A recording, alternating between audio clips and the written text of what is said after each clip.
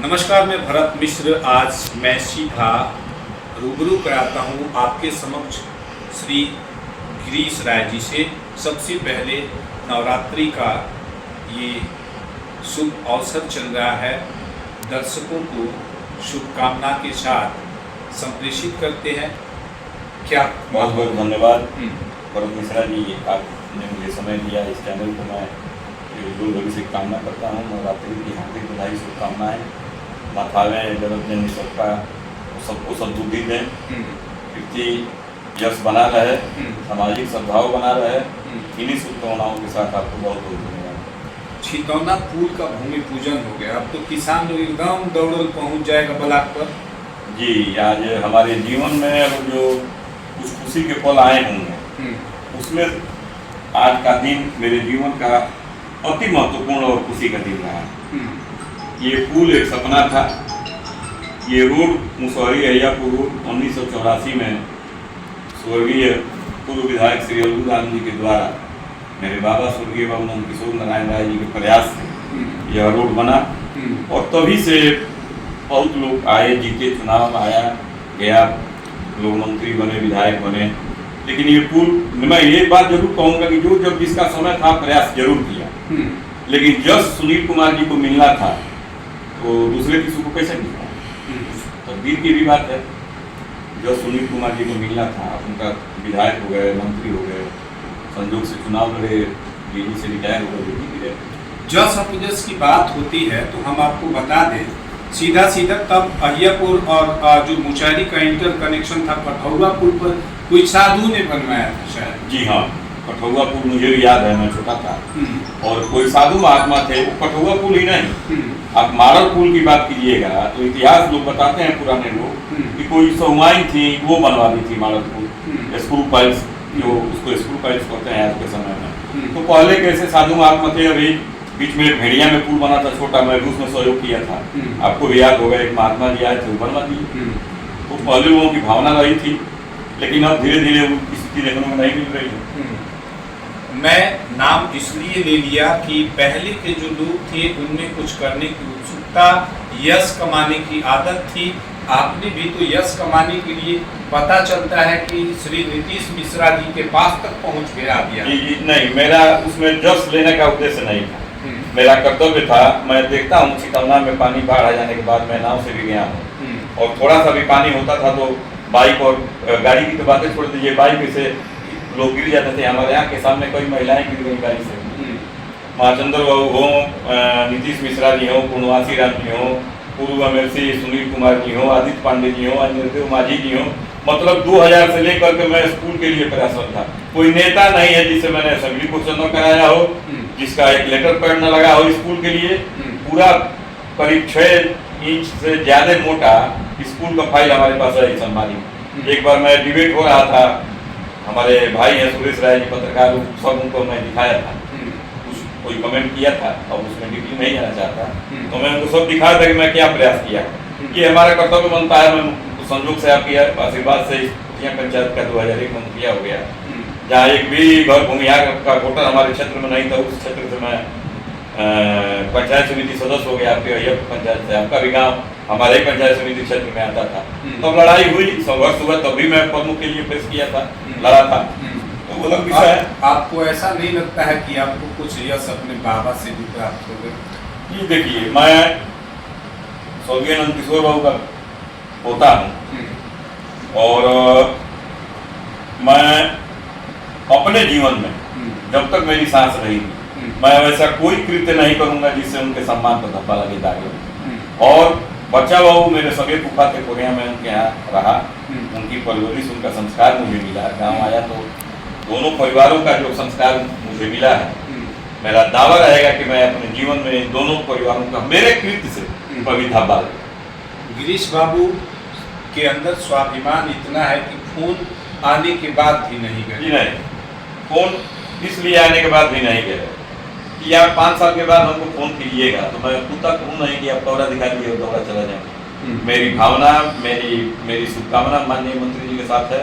उन्होंने क्षेत्र के लिए बहुत कुछ किया है, सोचा जो लोग नहीं था उतना करके किए हैं, इसमें कोई शिकायत नहीं। लेकिन एज ए नेता मैंने नेता को वोट दिया था, मैंने नेता के साथ रहा, न कि पदाधिकारी के साथ। और मंत्री जी आज भी पदाधिकारी, कुछ लोग हैं जो उनको घेरे हुए हैं। ये आरोप आप भी लगा रहे हैं? जी बिल्कुल लगा रहा, मैं उनके साथ था चुनाव में। जो व्यक्ति गाड़ी में बैठते घूमता था, रात दिन मेहनत किया उनके लिए, सबसे पहले उस व्यक्ति को दरकिनार कर दिया गया।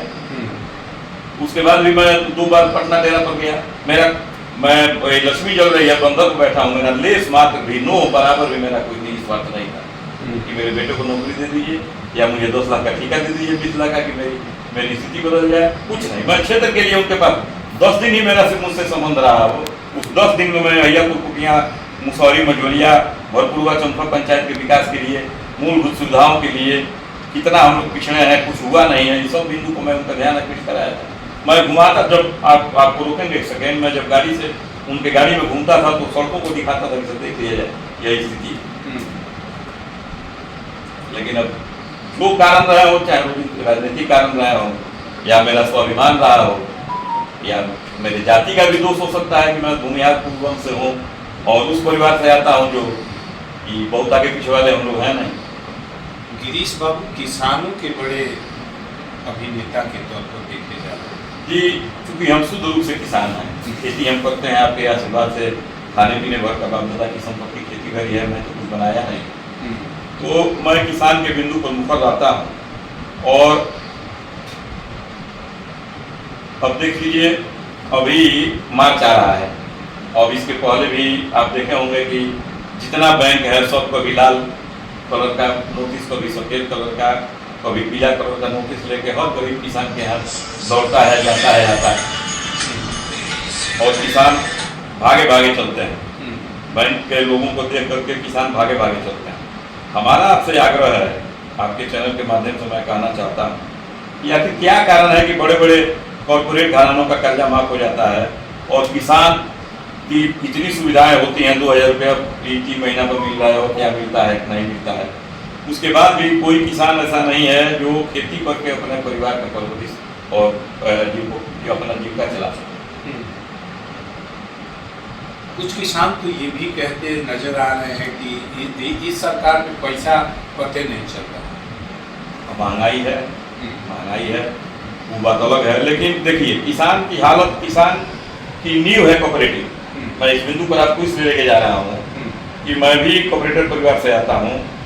बहुत बड़े बड़े लोग हमारे क्षेत्र में हैं जो तरकुल जैसी ऊंचाई है उनकी कोऑपरेटिव में, लेकिन जब तक समुचित रूप से पंजाब और हरियाणा के जैसे कोऑपरेटिव यहाँ की विकसित नहीं होगी, समय से खाद नहीं आएगा, समय से बीज नहीं मिलेगा, तो चूंकि उससे फायदा ही होगा कि बिचौलियों का पता कट जाएगा।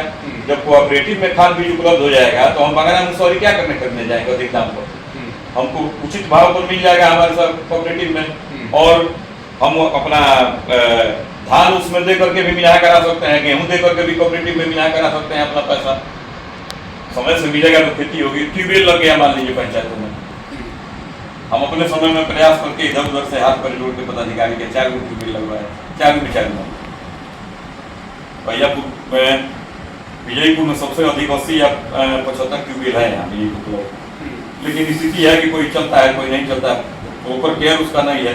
कोई वो जो क्वालिटी व्हील ऑपरेटर आते थे वो है नहीं, पंचायतों के जिम्मे है या किसके जिम्मे है मुझे नहीं पता।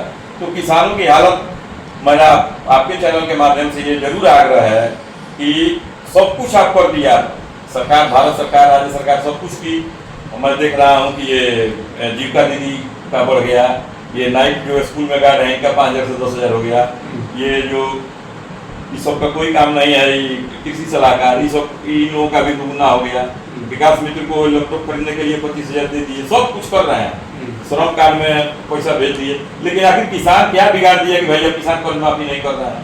एक बार तो माफ कर दीजिए, आगे से हम किसान ऐसी गलती नहीं करेंगे कि 3 लाख का लोन लेंगे या 5 बीघा मोर्गेज करेंगे, 50000 का लोन लेंगे, रसीद जमा करेंगे। आप भी जानते हैं सच्चाई, आप भी देहात से हैं, 50000 में 15000 10,000 वहीं ले लेता है मैनेजर, ये सच्चाई। अब कोई खुल के नहीं कहे, मैं खुल के कहता हूँ इसलिए बुरा कर जाता हूँ। सहकारिता कोऑपरेटिव किसान की एक अंग है, हम भी लोगों के वोट से लोग जीत के जाते हैं। अगर जो प्रॉपर चैनल की सब समय से उपलब्ध हो जाए तो सबसे अच्छा है। मैंने आपको नहीं लगता है कि अब सहकारिता पर सीधा आरोप नहीं, आरोप नहीं लगाना, आरोप नहीं लगा रहे हैं, हमारा मांग है कि भाई खाद बीज गोदामों में यार जो बड़े बड़े गोदाम बन रहे हैं, आपकी पंचायत में बन रहे हैं, बीजेपी बन रहा है, हमारे पंचायत में भी चयनित खाद जगह के बाद जो नहीं बन रहा है सॉरी करते। वो गोदामों को बनाने का पर्पस यही ना है कि भाई इसमें खाद बीज आएगा तो रखाएगा, या धान या गेहूं की अधिप्राप्ति होगी तो उसमें रखाएगा, बाकी उसमें बड़ा तो ठिकाना नहीं है। करोड़ों करोड़ सरकार सहकारिता विभाग रुपये ऐसे नहीं लगाया है। सवाल बहुत हैं और सबसे बड़ी समस्या किसानों से ही निकल के आ रही है।